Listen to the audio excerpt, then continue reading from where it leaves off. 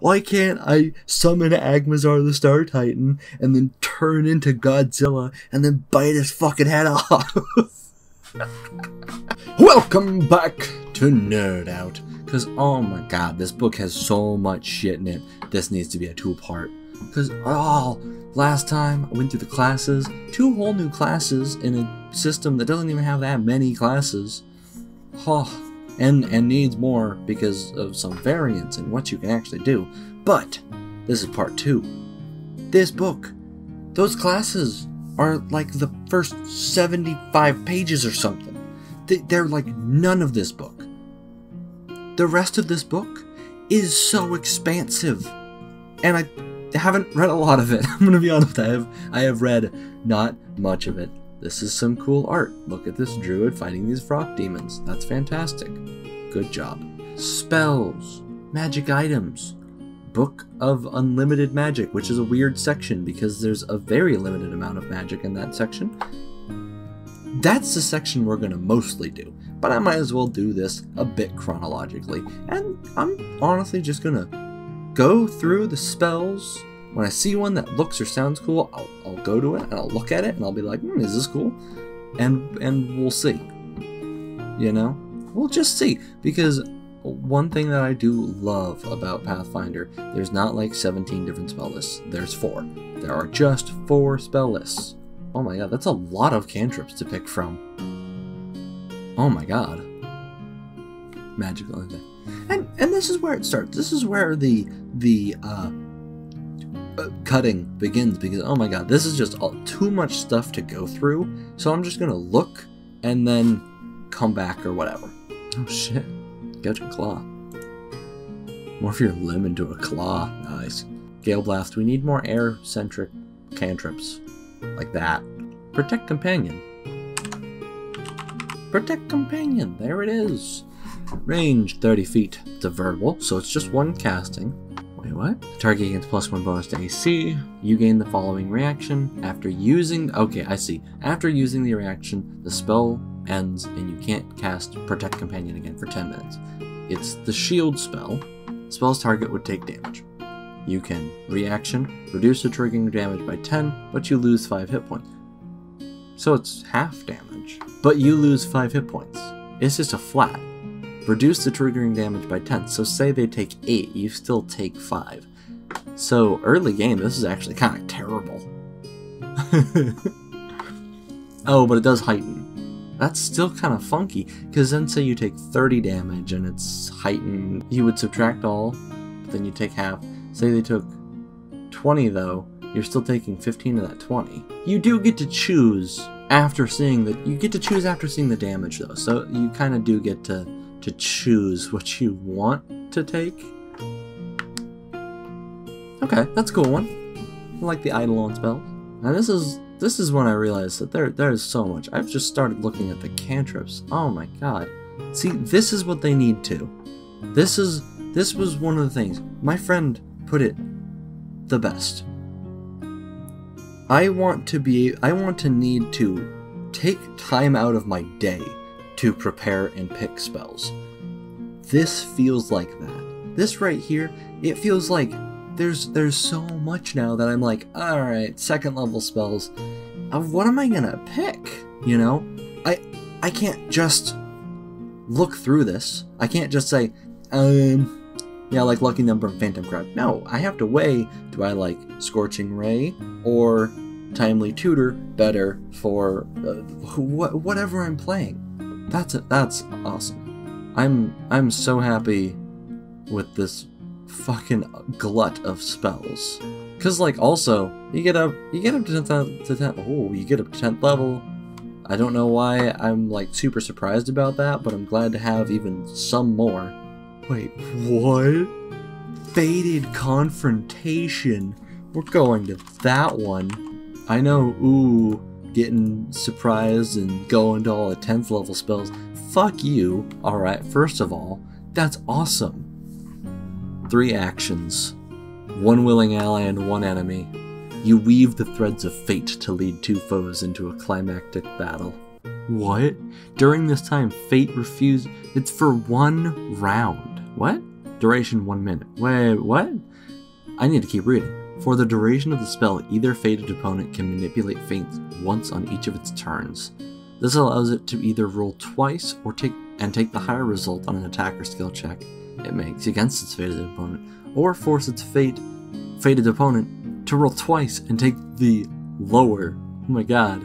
The spell ends if either target becomes unable to act or if both agree to cease hostilities.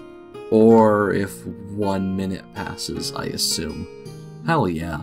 Also just glanced over and saw Fey form, which yes, they need more transmutation stuff. Abso-fucking-loot, it's not an arcane spell? I get that it's Fey form, but occult and prime. Whatever. Don't know how I feel about that. I know it's Fey form. Yes. Fey are occult and primal. But wizards can turn into anything.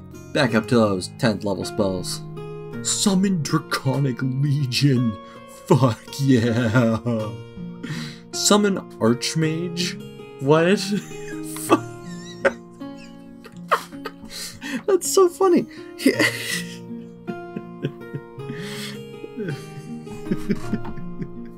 Summon Archmage. Summon an incarnate Archmage. I know what they're talking about. There's like the whole Archmage spirit or whatever, but that's just summon an Archmage, which is super funny. Demon form, devil form. Good. I'm surprised there's not an angel form, kind of. That's probably on... Actually, I'm gonna go to the Divine Spell list. 6th level spells, was it? Yeah, there's no... Oh, angel form is 7th level. What the fuck? Why? Why is there a 1 level difference in that?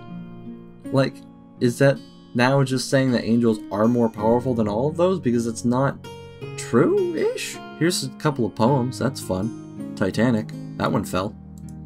Fell into the ocean. Wash your luck. That's fun. Ignore misfortune once. That's a fun way of like dealing with, you know, those like doom and gloom spells that hit you. There are far less divine spells than there are arcane spells, which is to be expected. Arcane spells should be a lot. They're kind of taking emphasis away from fully arcane as the best and strongest spellcasting, you know, tradition. Especially with making there be 4, and they're all kind of just different. But okay, they do have, you know, Gods and Magic did come out.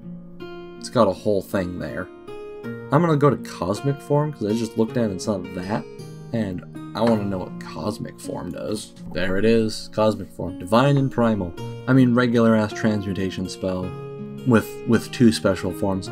I like that because, you know, the, like, you know, transmutation-based druids, they're really cool, and I love their 10th level one, like, I don't remember. You can take the form of a green man or a kaiju, but being able to take the sun and the moon kind of adds more to this whole experience.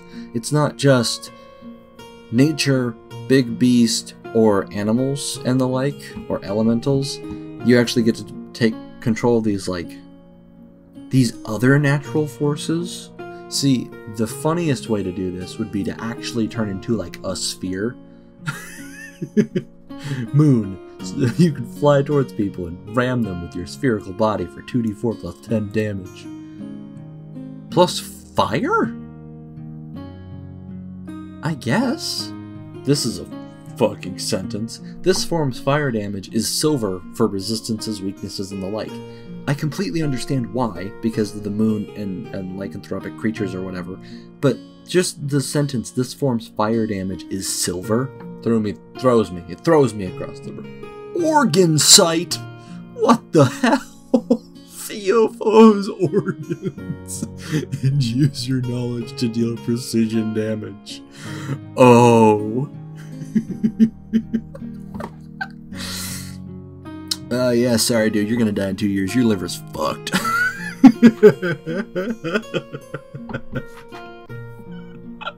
See, like, that has great uses in everyday life. That is specifically one that a doctor could have, and they could look at you and say, no, the problem's right here. See, you have 4 tumors in your body. That's great. I love Organ Sight. That's one of my new favorite spells. Healing Plaster. Oh! That's so fun! Because healing tools are... They're the bread of the sandwich. You don't eat a sandwich because you love bread. You eat a sandwich because bread is a great... It's a great way to get other food foundationally into you, you know? Pasta is great. I love a good noodle, but just noodles? Like, salt and butter at least. But usually have, you know, Alfredo or marinara sauce or something. Healer's Tools is that to me. It's the filler of a food. It's lettuce in your salad. It's like, ah, yes, this has to be here. But that gives such a cooler way of doing it. Transform mud into healing plaster. And, you know, you could flavor it to be one thing or another. You could, you know, take sprigs of leaves and do bindings and stuff like that. And that's great. Probably. Is that how you can do it? Duration is 10 minutes. Takes one action. That's great. So it's useful for treat wounds or something like that. Yeah, you could totally say that it just is anything, you know? You know, you cook up some salve or you summon something, or, you know. I mean, sure, you target a handful of dirt or mud. Cool, but it's a primal spell. You're connected to more than just dirt. So come on. That's a super fun spell, though. Because, like I said, Healer's Tools, you need them, but they're not cool. Ah, yes, my druid pulls out his, you know, multi-piece medical and surgical kit. It's like, no, let me just slap some mud on a dude and, you know, chant some words and then he's fine. Come on, it's a magic system. Let me be magic. Juvenile Companion? I understand why you would. But why would you for combat purposes? Primal spell list, you transform your companion into its juvenile form, such as cub, foal, kitten, puppy, or piglet, making them appear harmless. It becomes tiny, its reach is reduced to 0, all of its speeds are halved, gains weakness 5 to physical damage. Aww. Last 10 minutes. Yeah, that's the whole spell. Like, I get why, you know? Good for sneaking them into places, I guess. Good for taking them into a throne room, I guess. Like, oh, you can't have your huge bear here. What if my bear is tiny? It becomes tiny. It doesn't even become like small or medium. It doesn't like reduce one size category. If you had a full ass grown bear and you use this on it, it becomes a tiny bear. Oh my god. Wait, you've better tiny horse. This book has so much good in it. Juvenile Companion, tiny horse. Now, imagine gesturing with them too. Now listen here, you. This horse is just like... That is an awesome spell. That is so good.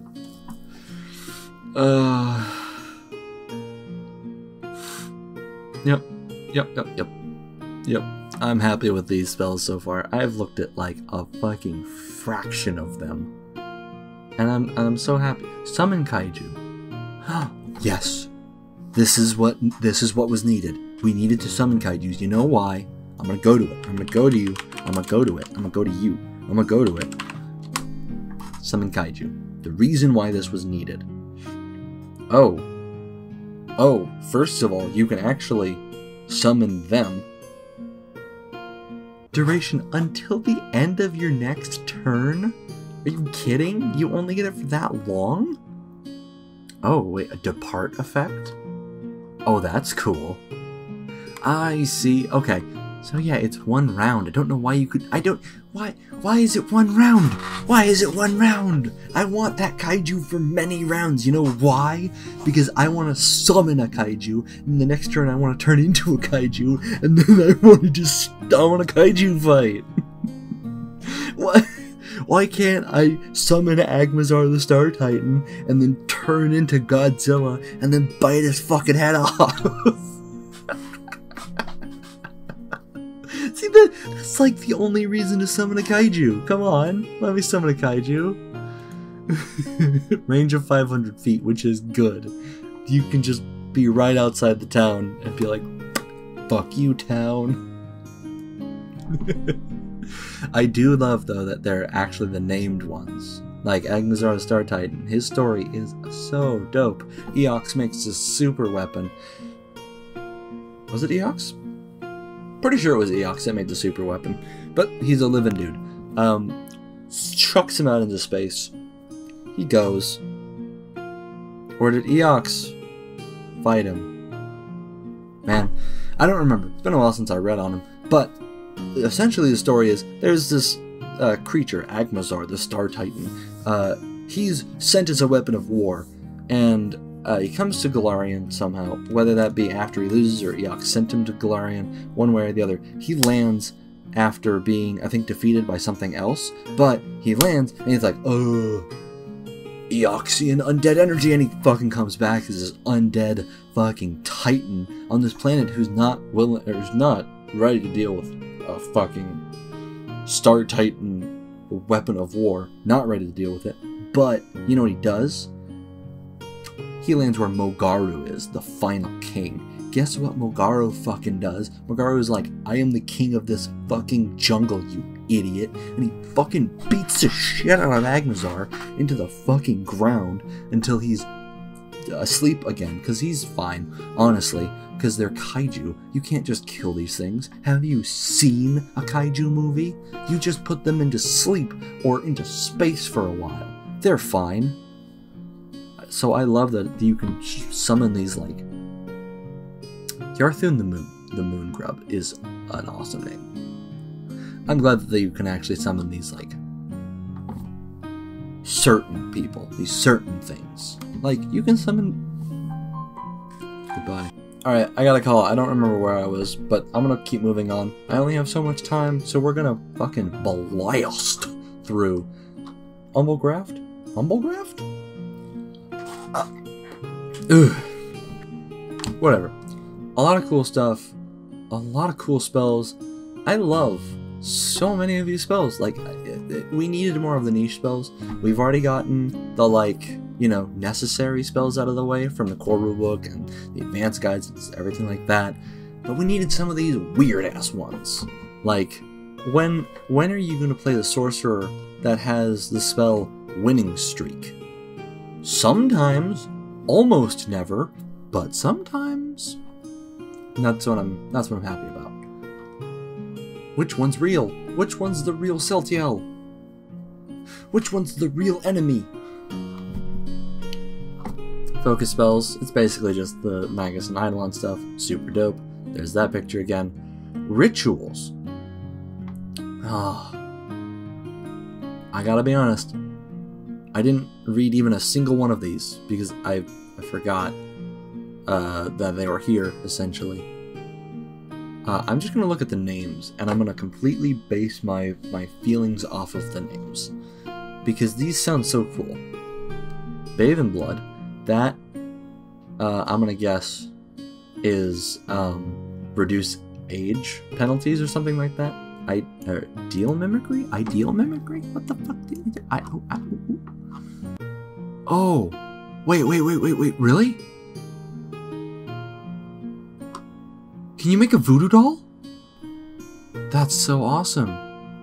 You can start stabbing it. As long as they're within 200 feet, of course. So that's really funny. And then they just start running away from you. You're like, no, get back here! Get back here! And you keep stabbing the doll. Or you cause them pain 10 times. After either of those conditions, the doll falls into a stuffing and dust. So... Oh, yes, it is. So it's, you know, duration until used 2 times, or until the target's body parts are removed from the doll, or when you use it once and they move away from you beyond 200 feet. Okay, either way, that's a fun way of doing it, you know?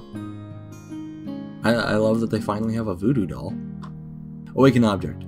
We needed awaken object. Oh my god. Duration unlimited. Perfect. Keep it awake. Keep it up. Keep it up. Oh, you can make them real smart. Oh. So success is they're awakened. Critical success, they're even smarter. And it becomes friendly to you for awakening it. It's just happy for you. That's awesome. Okay, here we go. Finally, Azmodan Wager. It's a contract spell. Thank fucking God. Do you know how many times it's hard to be like, I want to make a deal with a devil, daemon, demon, whatever, and you can just never do it. The closest is the Gia spell, which you are placed under by this thing. That's what the Gia spell is for, you know, like that's exactly the point. And you can actually finally make an Azmodan Wager. Thank goodness. I'm gonna keep moving on though. There's so much shit. Magic items. I didn't look at any of these. Oh my god, there's so many. I'm gonna go through the types and say the things I like about the types. Fulu, super cool. I'm glad that they have these things because they were almost trying to be there in the first one. They're these right here. They're, you know, the painted and hung up things. You can attach them to stuff. You can attach them to armor. The Jiangxi vampires had a scrawled one on their face. Super fun, super cool. I'm glad that they're an actual like type of item now. And there's multiple types. There's permanent and non-permanent talisman type Fulus. That's super cool. Oh. Huh. Okay. Once a Fulu has been activated, it lasts for a given duration and then burns out. Unless otherwise noted, Fulus expire 1 year after being created. So they're actually like, they're things that are meant to be used right now. They're actual like consumable items. Which is fun. It's also not as hard to remove them, or to, you know, move them around. You can just put a Fulu on and then go and do it. Oh, real life usage. That right there is exactly what some of this stuff needs. In modern day, you need to kind of know where culturally something comes from to be able to appreciate it, you know, and not just take it and say, I want this, and then continue on with your day. In the real world, the Fulu refers to two divine instruments found in Taoist traditions. Fu, referring to warding talismans, and Lu are writs for summoning divine soldiers or spirits. Both can still be found in the use by Taoist temples and folk religions. Unlike in Galarian, Fulus that draw power from unrecognized divine figures or use ahistorical symbols are considered frauds. Some temples have attempted to produce predatory appropriation by recording their talismans' meanings, though not how to create them, in informative manuals. They were a specific way temples would write them in very certain ways that would be written down and, you know, remembered for later, because there are these specific talismans. In Galarian, they're more fluid than that. They aren't really a traditional one. They're more of almost essentially a form of rune magic, which is awesome that they're kind of keeping that cohesive and coherent throughout their whole world. Wonderful. You know, love Fulus. That's great. Grimoires. Yes. Magic books. Give me more magic books. Oh, I love it. This is it. This is what you want. This is probably one reason why Raise a Tome exists. This is it though. This is the shit. I can't even say how cool this is because it's just so cool. They're not even that like great. They're regular ass books. They're spell books. That's fine. You know, whatever. Use them as spell books, they're just items. But that's so cool. Special books should be special. Spell books should have form to them, rather than just, well, I pull out my spell book. What does your spell book look like? Is it the Codex of Unimpeded Sight? Is it? Because that's so cool. And the Endless Grimoire, you always need it. You always need it. Legitimately. No limit, you need it. If I just want one, oh, you can prepare additional spells too. That's super cool. Like, that's awesome. I just want a book that goes on forever. That's so cool. I love it. Moving on. Magical tattoos. You always need it. It's a feat. Oh. Oh! Oh, that is so cool. So, you can attain these requirements to make them. Okay. Sad that you need more. It is sad that you need more feats rather than just magical crafting. I like that they just put it down to one, because otherwise you have to be, you know, craft staff, craft wand, craft ring, craft fucking whatever. But however, you gain the formulas for 4 common magical tattoos. I would love to make a formula build where you're like base an alchemist or base a witch or something, and you get the formulas for all the snare crafting traps, and you get all the formulas for tattoos and everything like that, and talismans and all these different things, and you're just like, I can make everything under the globe or over the globe, anything. That would be so cool, and there's just another thing to add into that. Doesn't look like they're one-use items, which is fantastic, but you do invest in a lot of them. Still really cool, you know? And I love that they have the cultures of using tattoos. Super cool, love that, because a lot of them use it. So many of the cultures of Galarian use it. Shoan-Ti use it as a coming-of-age thing. Varisians tattoo themselves a lot. Sometimes they're born with them. Maybe they're born with it. Maybe it's a tattoo given to them by some other creature. Thessalonians, it goes without saying, runes. Varki, seafarers, orcs, humans in general. Oh my god. Personal staffs. That is such a cool fucking idea. Like, of fucking course I'm gonna do that when I have a staff mage.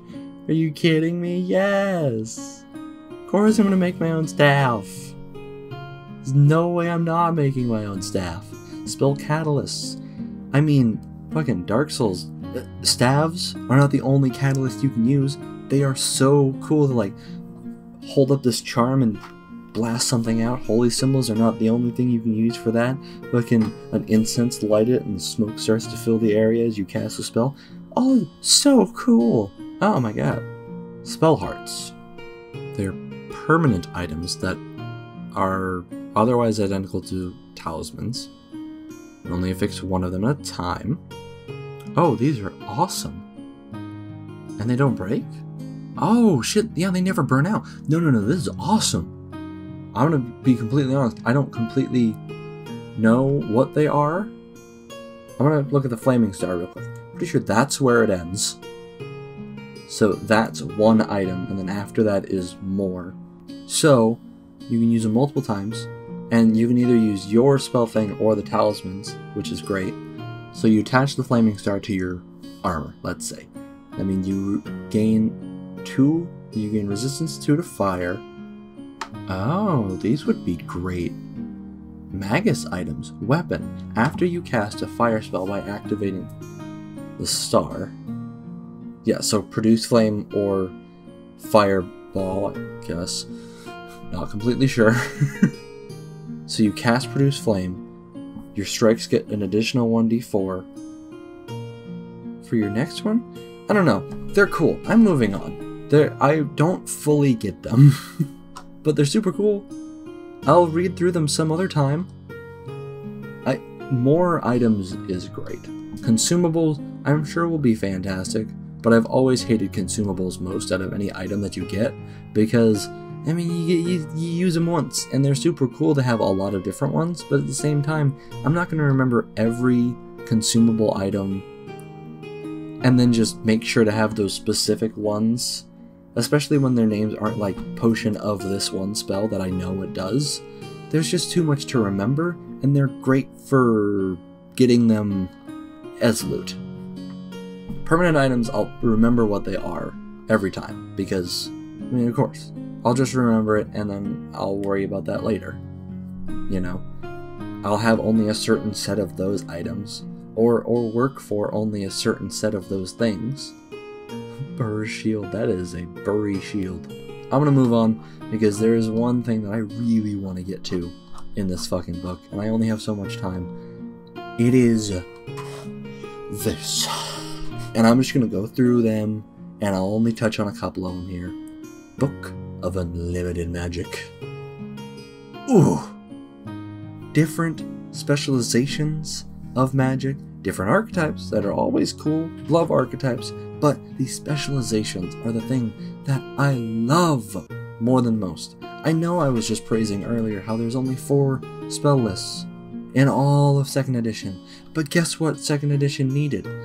A little bit more spell lists. The Cathartic Magic, super cool. You just pick some, like, emotion that you cast through, and you get these, like, different bonuses, and it's this whole, like, it's this dedication feat tree and everything like that, which is super cool, especially when your, like, thing is charisma. If you're a sorcerer and oracle, usually you flavor that by, I cast through my emotions. Well, here it is. You want to actually cast through your emotions? You want to make sure that you're dedicated to the god that gave you this power and curse as an oracle? Take dedication. Do it. It's super fun. Moving on. Elementalism. Oh, first of all, they actually add some fucking orders to the druid, because they haven't done so since the druid came out, and they made it so it was the 4 elements. I love it. I love the flame order, stone order, and the wave order. I haven't looked into them too in depth, and sadly, of course, you know, there's always going to be more for the air order, but it's still, you can play now a fire druid, you can play now a water druid, a fucking stone druid. Those are great. That is fan-fucking-tastic.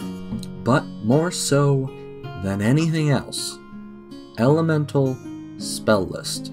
The Elementalist archetype uses this spell list. It includes spells from all hardcover rulebooks up to this release, with the superscript indicating the book. But, you know what that means? It means that this spell list right here is not one class or the others. Do you want to play an Elementalist wizard?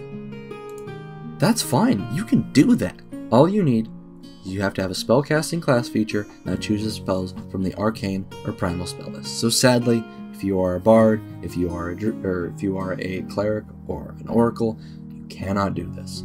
But you can if you are literally like any other spell class. You can even do it if you are a magus, because you have the spellcasting class feature that is arcane. So you can actually be an elementalist magus, which is super cool. You tune yourself to these elements. There's feats that go along to all of this stuff, you know. You can actually like play into these different elements. You can prepare only certain of them or learn only certain of them.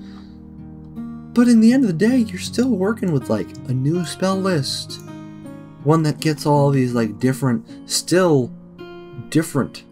like abilities. Ventriloquism as air. That it doesn't take away your versatility, it just gives you generally more attack spells. But it's so cool that it just changes your whole spell list.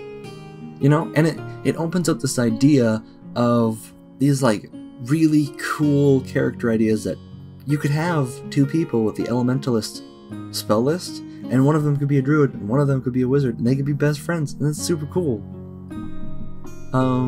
They have, you know, elementalism in Galarian, super cool. All the elemental lords are evil, that's sad. I think there's some getting out, though. Yeah. I don't know which adventure this was in, but the good elemental lord of air was released, which is super cool. Either way. Whoops, I'm back. It's a new day, but I went back a little bit because I don't fully remember where I was, even. I was recording late. So, it's a new day, it's the next day, and we're getting right back into it. I was passing by the I think it said permanent items. Pretty sure. Yeah, the permanent items. And a couple of things caught my eye, like extending. And I was thinking back to the staff idea. Can I do it? Is it possible? Can I do the staff? And no, because it looks like cool weapon enchantment, 2 actions, to give yourself a reach of 60 feet. But you strike in that 60 feet, and then I think it goes back to normal. Yeah, so it says, for the strike. You strike with a weapon, and you have a reach of 60 feet. So sadly, you cannot whirlwind 60 feet, or 120 feet, with the greater extending. So moving on, sadly. But we were here, the Book of Unlimited Magic. We had talked about Cathartic Magic, I remember that. Super cool, you know, always good to have an emotional way of doing it. Elementalism we talked about, which has the whole different spell list for doing it. Awesome idea. And, you know, stuff for the monks as well, which we kind of just we kind of glazed right over. But it's got stuff for monks, so that's fun. I'm just going to start scrolling down. We'll go through them all. Except for the monk stances. See ya, monk stances. The flexible preparation is cool. I don't fully get it, because I thought there was already somewhat flexible preparation, but I might be wrong. Yeah, you know, I thought it was different in 2nd edition, but, you know, it's been a while since I've actually played a spellcaster in it, so I don't remember. But if it wasn't there, you can do it now. Flexible. Flexibility, if, you know, you don't want to play a wizard, maybe play a wizard with this, because you get a little bit of leeway. You know, maybe it's better for the cleric, because you can kind of pick a collection of the whole list rather than just your spellbook. Pervasive Magic. This was a fun section to just glance over, honestly, because I didn't read it that much. But it's just like this whole system of saying that everybody kind of has magic in your world, you know? I mean, like it says here, you might see primal manticores, arcane ogres, occult gold dragons, or divine flesh golems. Just everything has magic. Everything is tinged with this magical ability. It gives a background. It gives 2 backgrounds. 3 backgrounds even. Mystic Tutor, funnily enough, a rare one that seems as literally rare as possible for a lot of this stuff, because they normally have something that has like fires. It's more of a class ability, but this one doesn't. So I think it's more of a variant world idea. Rarity, rare. It's just if you want to play a pervasive magic world, you know, if by level 7 you want to be plane hopping, as opposed to that being the late game, like, okay, well, we need to make 1 trip here and 1 trip here, and that's all we'll do. This is the system of, I want a plane hop. Oh, you need some primordial fire? Just pop on over to the plane of fire, you know, remember your code or whatever, and you'll be fine. That kind of a system. Super, super fun idea. Anybody can take spellcasting. Okay, creatures, including PCs, gain the following. A trait associated, okay, so everybody is aligned with 1 form of magic. Everybody gains 1 cantrip that they can cast. That's cool, associated with their tradition. They gain the cast of spell activity. Proficiency rank is your class DC, essentially, with your certain mental stat. And then you have the feats, which then give you more and more casting ability in your tradition. That's super cool. Yeah, that's awesome, actually. Like, even just this idea of, this is a certain campaign. It's not a different alternate, like, system that you can take at first level or something like that. This is a campaign idea. Do you want everybody to have magic? Because that's what you have to do. And there it is. And it's fun. Anybody can have master spellcasting. That's super cool. Creature adjustments. This is great that they have, that they just have simple adjustments, you know? Oh, you're level 21 or higher? These 2 spells. And all those, of course. But you don't have to worry about, like, this creature's divine. What am I going to give him at 9th level? I'll give him this stuff. Flat out, there it is, done and done. Fantastic. Thank God they have that. Then they have different terrain, like quick terrain things, which is fun, because then you don't have to, you know, putz around with the different, like, ley line systems and like geomancy as an idea, you can just kind of give magic places, you know? Like, oh, you're in a occult magic terrain. Like, you know, the Gravelands. That'd be occult magic terrain right there, that's for sure. So you're there, boom, occult magic terrain, simple. You know, not a huge bonus that makes it completely offset, but just a little bonus. Just a little bit. And then, yeah, I did look through this one just a little bit. Just to see, like, oh, they suggest these places as pervasive places. Whew. See that 10 times fast, pervasive places. That's a tongue twister. Oh my god. Absalom, traces of the dead god Eridan's divine power might create areas of pervasive magic. That it might. I mean, the Starstone's there, you know? It literally makes gods. Absalom would probably be a little bit better because of just that place. And then they just have all these different places with very thin veils between places. You know what I'm actually surprised about? Is they have a lot of places, of course, but in the Saga lands, they only have the land of the Lenorm Kings. Oh, no, right there. Additionally, Thassalon ruins might enhance magic associated with a particular school of magic. I was gonna say, because New Thassalon, first of all, is a rune magic place, so arcane, but also time magic, and there could be some funky stuff with that. But shadow magic, we're moving on to shadow magic. Yes. I love shadow magic. I love the shadow dancer. I really want to take this archetype and the shadow dancer and see if you could take both to just be the shadowiest person, because that would be so cool. I have this idea, probably not for a full shadow idea, but of this, like, druid of the Uskwood, because there was a feat for that in 1st edition. Now you kind of have to say, I'm a druid with, like, the Shadowcaster dedication or something. You can't use fire and light spells and all those kind of things, but you can use these shadow spells really well, and that would be so cool. Especially because, like, where is it? One of these spells, I think, lets you summon... Oh, no, it's further down. Further down? Yes, Shadow Companions! So you could actually have a shadowy companion. See, I think this is an Uskwood Ranger, actually, because they're albino druids, I know that much. And Rangers. So, like, there you go, Shadow Hand. You could be a cool little druid out there with your Shadow Mastiff, throwing them around and being like, go get them. Wonderful. Beautiful. Love that. Shadow Familiar. We need more improved familiars, because, again, I want to play a witch. I want to be the familiariest witch ever. You know, with all these different options for what you could do. That'd be the best. Oh, and Soul Seeds. This is what I stopped at right before I had to end last time. But I stopped here because I knew, at this point, seeing Soul Seeds, I knew that I needed to stop and to do another day of recording on this. Because, oh my god, this is what I would love to run a homebrew campaign around.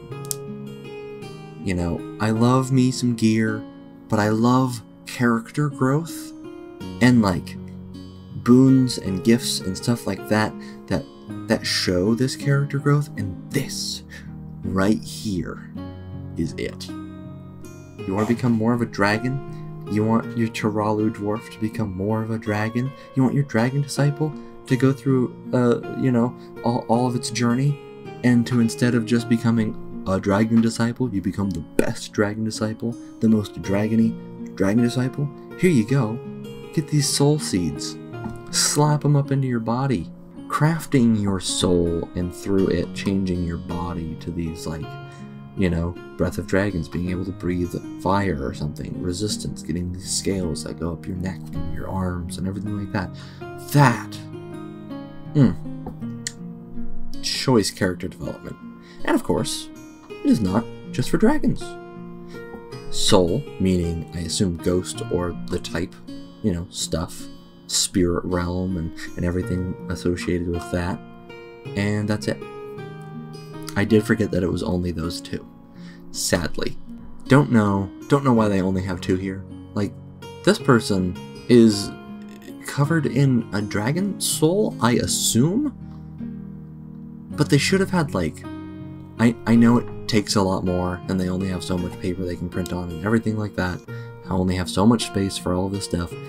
I feel like they should have done, like, maybe not every Eidolon base form, but they should have had, like, a lot of gifts.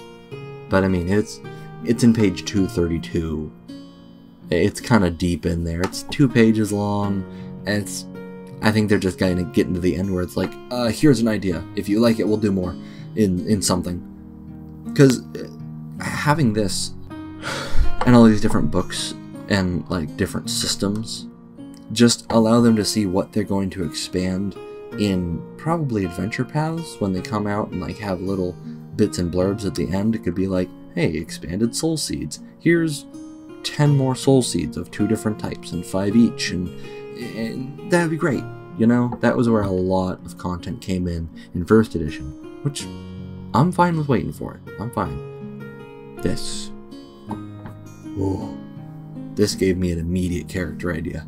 Soul Forged Armaments. I love this. Whenever you are playing a video game where your main character summons a weapon, or they bring out their like special weapon, to name a few, God of War, either the new one or the old ones with the Blades of Chaos or the axe. Either of those, special weapon connected to you, comes back to you all the time. You can, you know, shift it kind of at will. This is a real deep cut, but what was the name of it? Dark Sector. Ooh, that is a deep cut. If you know it, you know it. If you don't, you don't. Just simply because if you know the game Warframe, Dark Sector was the game that company made before Warframe.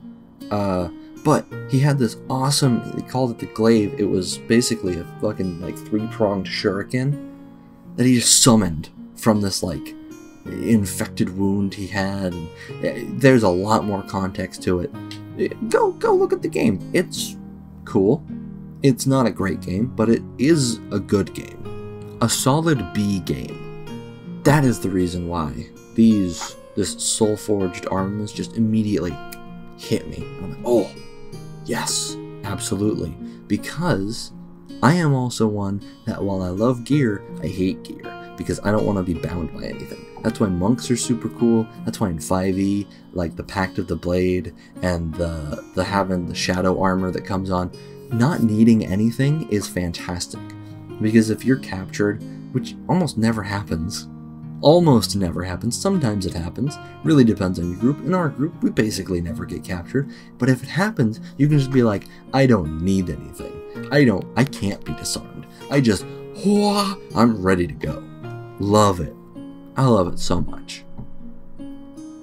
And this is exactly what I wanted. There is but one huge reason why this is not actually that cool of a fucking dedication, which sucks, which I hate, because you get this, you spend these feats, you spend all this stuff to get these different essence powers, which are super cool. One of the cool ones, like Heroic Heart, you get a +1 to attack rolls, perception checks, skills checks. The corruption flaw actually only comes in if you do something anathema to the thing that got you this, which is kind of up to you and your GM, as they say. But these powers that you get, this awesome ability, can be done once per day. Once per day. That's fine for non-dungeon run campaigns, but like, dungeons are a major part of D&D. You get one of these things, say you get your sword, you manifest it, you get your essence, you get it once per day. You now need to sleep the whole day through. If it took like a focus point, that would be awesome. You know, like, gives you a focus pool unless you already have one, doesn't give you an extra one because like you're already getting a lot from it. Then you could just like summon it, use your focus point and do it. That would be great for like fighters who dedicate wisdom, or paladins who I guess they can't cast divine spells? Champions and all that? That is weird, honestly.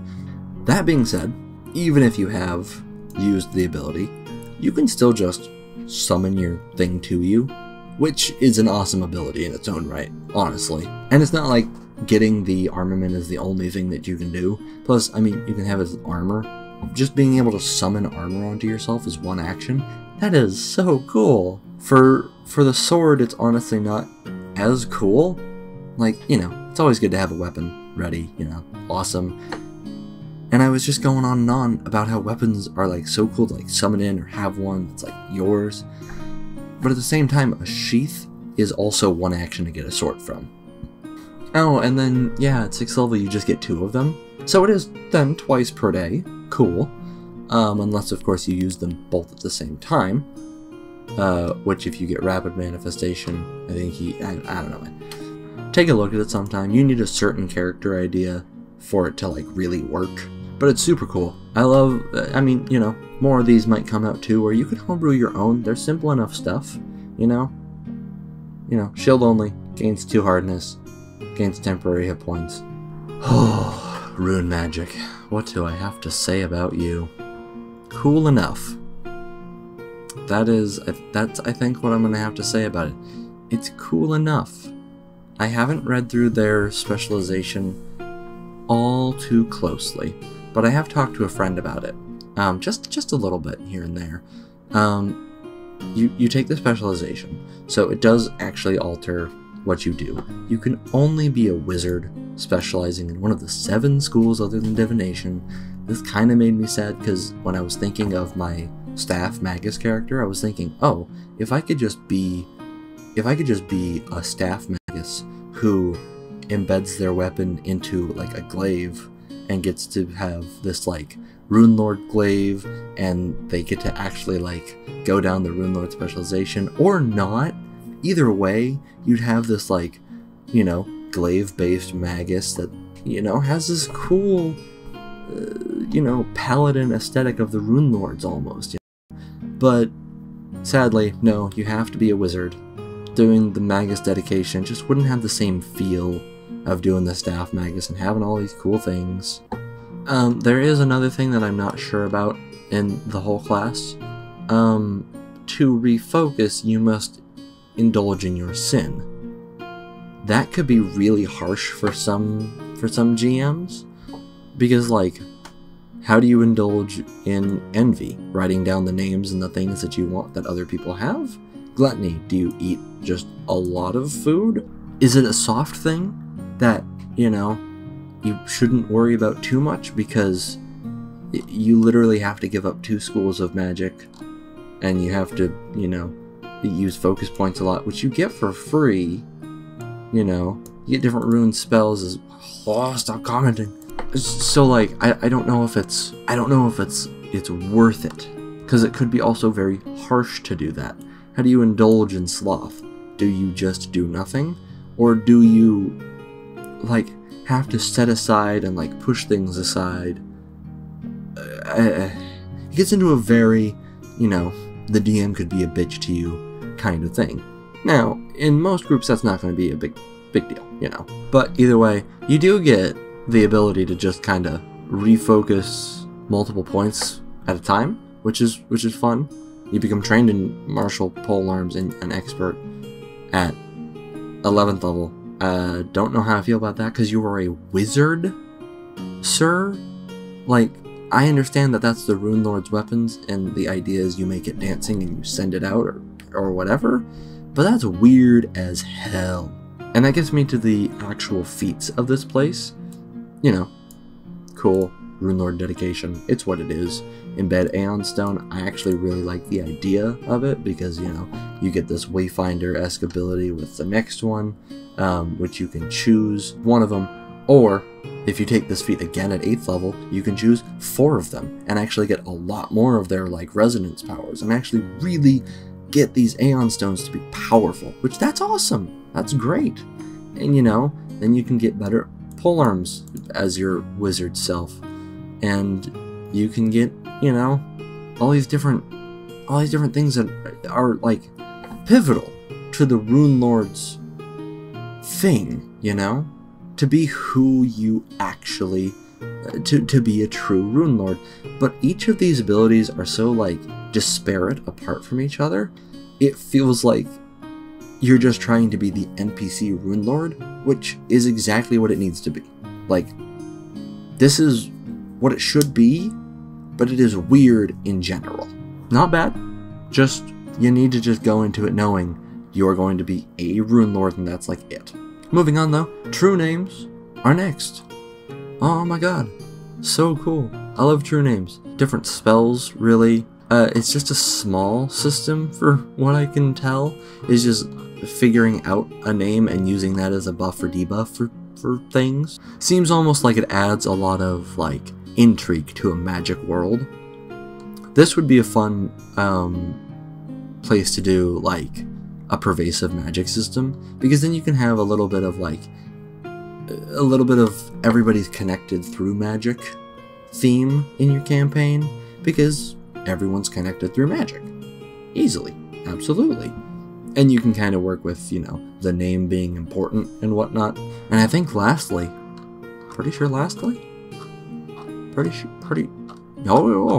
lastly, Wellspring Magic. I think this is essentially a different, oh no, it's an actual dedication. I glanced through this one. I thought it was essentially a different leyline-esque system, but no, it's its own thing. So you have to be a spontaneous caster. You reduce the number of spell slots and cantrips you have by 1, so you do just get less. But, however, you can make these Wellspring Surges. Temporary spell slots? What? When you roll initiative for a non-trivial combat encounter, as well as in other high-stress situations of the GM's choice, you attempt a DC 6 flat check. Oh, critical success, so you roll 16 to 20. You recover an expended spell slot of a level of your choice.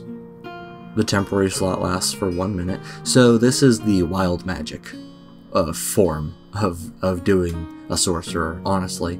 But, however, any class with spontaneous casting can be a wild mage, essentially, and have very just surgy spells, you know. You could have 2 spells per day, you could have a lot more. Oh, I see. Okay, that's why it's the failure effect. You created Wellspring Surge. Because that's this. Oh, that's fun. Which could be good. Oh, or could be bad. Just blast everybody around you, which at the beginning of combat is normally going to be your allies. Monstrous Transformation. Oh, God. Oh, that's wonderful. We absolutely needed wild magic in Pathfinder 2nd Edition. I highly recommend that you check this book out yourself. Secrets of Magic has so much in it. It's got all these different systems of how to do magic, way more items, and 2 classes that I can only hope are as cool as I want them to be, or see them to be, or my worries are not that big on them. Either way, it's such a cool book, and I highly suggest you reading through it. So, I'll catch you next time when we nerd out about, honestly, the next book that comes out. Might be the 5e dragon book that's coming out soon. So, we'll see. Catch you later. See ya.